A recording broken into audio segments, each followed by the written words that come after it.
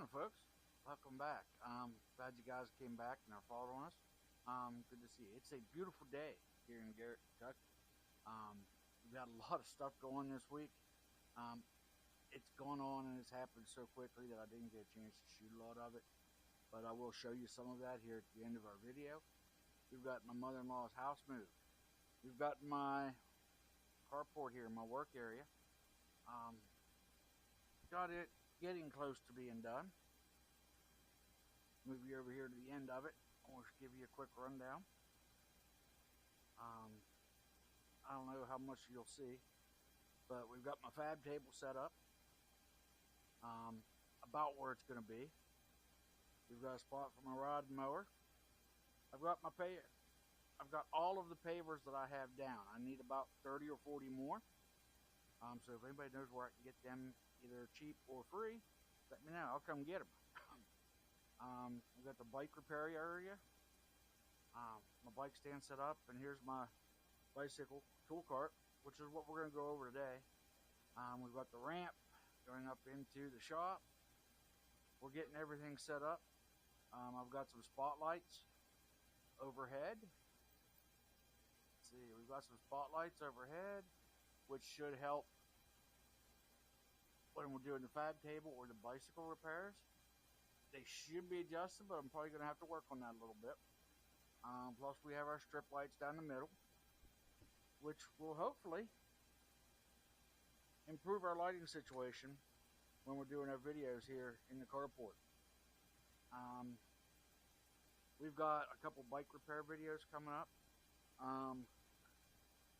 And one day this week, coming up, I've got a gentleman coming in for a maintenance lesson on his bike. He got an older bike. He said it's not quite shifting or braking properly. So he's going to come in. I'm going to give him a good walkthrough, and we're going to basically give his bike a full once-over, a full tune-up. But the key is I think I'm going to show him. Then I'm going to have him do the work. Because if he wants to learn how to do this, I'll teach him. I'll help him. That way, if you get out on a trail and you have a breakdown or something's not working right and you can't get into the bike shop before your next ride, you should be able to get most of your adjustments taken care of beforehand. So what I want to do today, I'm going to move you around a little bit here. I'm going to get you set up. I'm going to show you what I've got on my my maintenance cart and my bike cart. The key is these are the tools that I use pretty regularly on a bicycle, so I've got all of that put on one cart. So the key with that is I want to make sure I have everything I need on my cart ready to roll for when this customer comes in. So I'm going to pause you right here. I'm going to get you moved around and get everything set up so you can see what we're doing and you can see the tools that we're going to have. And if I come across something that's you're not familiar with, shoot me a message, make a comment, and I'll try to get back to you as to what these tools are. But as I'm going through the different ones that you don't see every day, I will give a quick explanation of what they are. So I'm going to get you guys set up for the shots that I want to do, and I will be right back, folks. Okay, folks, here we are on the top shelf of my work cart. As you see, it's kind of a mess. We're going to try to get some of this straightened up today so we don't have to fool with it too much tomorrow. But we have our WD-40 and a cleaning rag that we keep here. I'm going to hang this over the end with the other rags. This rag on this end is not much for cleaning. It's more or less for wiping my face off while I'm working. In this pocket, we have our cable cutters. We have our housing cutters. These are Shimano, and I'm not sure who makes these.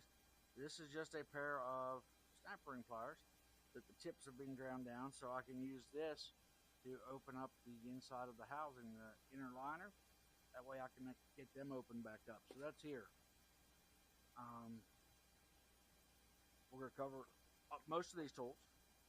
This is a torque wrench set. This goes down to the weight limit. I think it goes down to 5 Newton meters. So it's one of them things. Most of your stuff on your bicycles are somewhere between 4 and 12. So this will get us where we need to go. These do have Allen heads and torque heads. For most fasteners on your bike, I can grab this and be ready to do what I need to do. Whether it's torquing something or running nuts and bolts and screws and all of that in. It works on your brake rotors, works on all of that stuff to get you what you need done. Now, we have our socket rail. The socket rail holds all the sockets that I use for bicycles, whether that be a mountain bike, a road bike, an old BMX bike, which is what these get used for most of the time. And again, we're just going to be setting some of this stuff aside so I can get it reorganized. With the sockets, we do have a ratchet with an extension. This is the big thing when you're working on the old BMX bikes, when you've got the pegs or the foot pegs on the bike. You need this to get inside to get the axle nuts loose. So again, I've got that. And when it comes to that, I also have a torque socket. It's a 15 millimeter, which will get those stubborn ones off when I hit them with either the ratchet or I hit them with my impact gun. And it's just a 1/4 inch drive impact gun. I'm not going any crazy like you do to put a car wheel on or something like that. We've got our tire levers. We've got a small set of sockets. These are a single piece.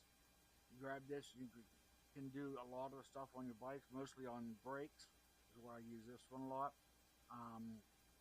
And this is an 8, 9, and a 10 millimeter, again, which is most of the ones you're going to need on a bike. Hold on one second, folks. I'll be right back. Okay, folks, we're back. Sorry about that pause. But we're talking about the socket on a Y. This is an 8, 9, and a 10 millimeter. Again, a lot of the things that you adjust on your bike are these. Now we have the 2 sets of Allen wrenches set up the same way. This will adjust almost everything on your bicycle. What this doesn't work, or you want to do faster, that's what this is for. Now, we have let's see what else we got in here. We've got our spoke wrench for adjusting the wheels and truing the wheels. And we have our thin. These are for working on brakes. These are our little thin wrenches. I think we've got 8 and a 10.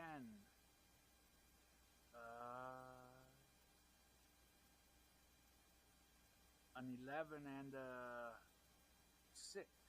9. Sorry, 9 and an 11. Then on here we have the 10 and the 8. Again, these are the most common ones you're going to find when you're adjusting on a bicycle. Put the socket one down in here. Again, tire levers, can't forget them. We have an extension for when we're working with our impact stuff. Now in here we have another set of Allen keys. These will give you a little bit different grip and a different alignment to get in on some of these. Here we have another impact extension. I didn't realize I had 2 of them in there. Oh heck, I got all 3 of them in here. I don't know where they went. Another spoke wrench. 3/8 inch drive, wobble head, impact extension or adapter. And this is one of our torque bits that we use regularly on bicycles. So we're going to put all of this down here in this one. So again, I have a ballpark idea where these are at. Some of this is going to change as we get into this, and I haven't used this in a month or so. So it's one of them things that it's a trial and error. So we go from there. Now this is something a lot of people aren't familiar with and don't see. This goes in a vise. You put your axle in here, and you squeeze this down so it doesn't hurt the threads. This is an aluminum block inside, so this is softer than what your axle is made out of. So this will tighten your axle down and hold your wheel so you can do work on it without hurting the threads on your wheel. I'm going to put that in there. Now, here we have a dedicated pedal wrench, and this is for most 1-inch headsets, the threaded style. When I'm working with the older bikes that I've been working with here lately, this will adjust, take the pedals off, this will adjust the headset so we can get them rideable again. We have a straight and a Phillips screwdriver for adjusting things. We have a little straight screwdriver and a tire tool. And if I remember right, this is magnetic, or at least one end was. Nope, this one isn't the magnetic. So we're going to set these over here because these don't have a particular place. Last resort, big pair of channel locks. When you're working on the old threaded headsets, threaded bottom brackets, and things like this, most of the BMX and old style bikes, it's good to have one of those floating around. Now my poor wrenches here, they've been trashed. When you work on a little bit of everything, sometimes you got to grab from all your different carts to get things, to find the exact tool that you need and find what you need. I do not have these labeled, but my big one here is a 17, then we go 16, 15, 14. Do I have a 13 here? Yep, there's the 13. 12.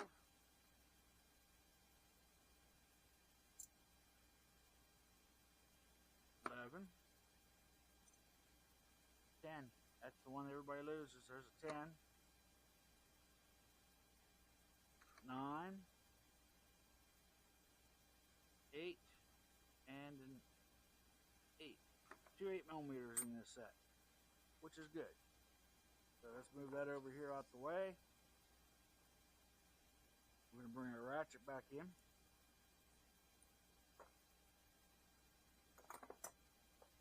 Now, if you guys want a cart like this, my wife bought me this cart on Amazon. It's just a plastic three shelf rolling cart, and the price wasn't too bad. And when I'm working on bikes, I can just grab this out of my shop, wheel it out here to my bike stand, and be ready to go. Now, let me move my chair back just a little bit. Now, underneath here, this is the stuff we don't use as often. We have a chain breaker. I'll set the stuff up here as we go through it. We have hairspray. Hairspray for putting on your BMX grips and your rubberized grips and things like that. We have some Finish Line grip shift lube. That's an old bottle of lube.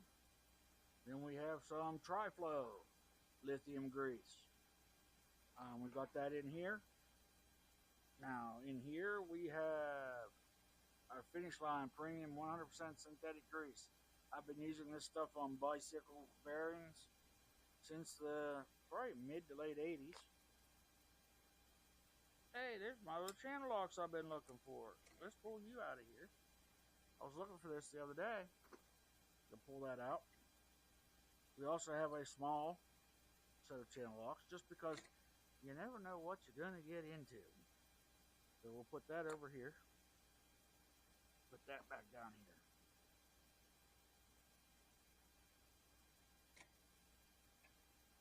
Now down here we have my apron. And we have our bike lube for our chains and things like that. We have our cone wrenches. I've got all the sizes from 13 up through, it's 17 or 19, but I'd have to dig them out. We do have doubles of a lot of these, because there's a lot of times you need 215s, 217s. And I do have all the ones that we need for adjusting bikes. Now, I pulled this out but didn't say what it was. This holds my arm in my repair stand. I do not leave my arm in my stand out here. I work outside. I don't want this part, which is the most important part of this stand. I do not want this walking off. So I have it down here. Now, down here also, we have our housing end cap for brake, shifter. And we also have zip ties. We also have the cable ends to keep your cable from fraying out. We have those on here. And all the way down there on the bottom, we have my truing stand. So that's pretty much our cart. One of the things you don't see on the cart that we use is my air compressor. But the air compressors aren't that easy to move around. My air compressor stays inside my shop, which helps with the sound when I'm out here. And the other thing, I've got enough air hose to reach from my air compressor all the way out to the main road, which is, I think from where I'm at, I'm about 50 feet. Then if I put the other extension on, that's another 50 feet. So I can reach almost anywhere on the property I need to get air. So it's one of the things I uncoil a couple coils off of it, and I can bring it out here and work on my bikes. Now, these are the tools that I use almost any time I put a bike on my stand. So I hope you guys get an understanding for this. Now, the stand that I use is an old Park tool. It served me well. Back in the 90s when I had my other bicycle shop in Western Maryland, this was the same stand I used. It's been a great stand. It's followed me from Maryland.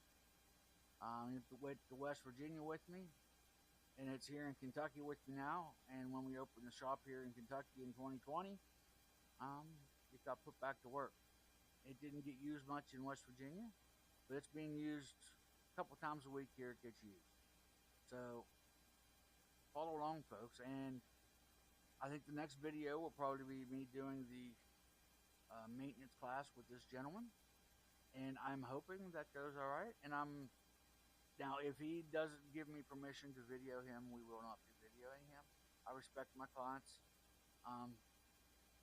It's his right. If he doesn't want to be videoed, then he won't be videoed. So we'll go from there. We'll ask him before we get started, before we even set anything up. And I'm hoping he'll agree to it. Some people like to have their 5 minutes of fame on YouTube. So here we are with my rolling cart for my bicycle. Oh, on the end here, I have some cleaners. For one of the first things I do when I get a bike on my stand, if it's a tune-up, is I take the wheels off, give the bike a quick wipe down so I can actually see what I'm working with. If you can't see it, you can't fix it. So that's it for my repair stand. Gave you a little tour about what we've gotten reset here in the work area, the carport, whatever you want to call it. Again, this is just kind of a temporary for now. There will probably be changes made to it as we work and get things figured out. Before we had all this chaos that is my mother-in-law's house and getting it moved, I had things here in my carport set up pretty good. And I'll get back there. We've gotten the backyard cleaned up from a lot of the pallet stuff that we've had sitting around. I've gotten rid of a lot of stuff that was supposed to be projects that honestly I've never had time to get to, and the stuff has gotten to the point where it's not usable, so we got rid of all that stuff yesterday. I've still got a lot of my metal. I'm getting ready to work on some new flower designs that my wife came up with for sale. Now, all of our welded art is for sale. All you gotta do is stop by and ask. And the prices vary, so stop in and ask, see what we've got. We're getting some of our landscaping straightened back up now that we can get things put in where it needs to be and where we want it. So here in an upcoming video, we will take you along and take you for a walk here in town to let you see what's gone on since the last walk, which has been a while. And I apologize for that. I told you guys that I'd keep you informed, but it's been, wow, it's been close to a year since I've done a video on what's going on here in town. So stay tuned with that. And if you have suggestions for videos, shoot me a comment, folks. I like to take advice from other people. I like to have hints. If you've got something that's in the DIY range and you're not quite sure what to do or how to do it, shoot me a message and maybe I can make a video of it. And if you're local, maybe I can have you show up here and I'll walk you through how to do what you want, what needs to be done. I have no problem with that. I want to pass my knowledge on to the next generation. And even if you're older than me and you're not quite sure how to do something, please don't ask. Don't feel embarrassed. One of the things that I learned years ago is there's no stupid question except the one that's not asked. So stop by, see us, folks. We are located here in Garrett. I don't know if you can see it behind me through my, oh yeah, I got flooring and plywood in the way. Right behind me is the post office. So if you can find the post office in Garrett, Kentucky, you can find us. So we love you, folks. May God bless you all. Stay safe and keep doing what you're doing.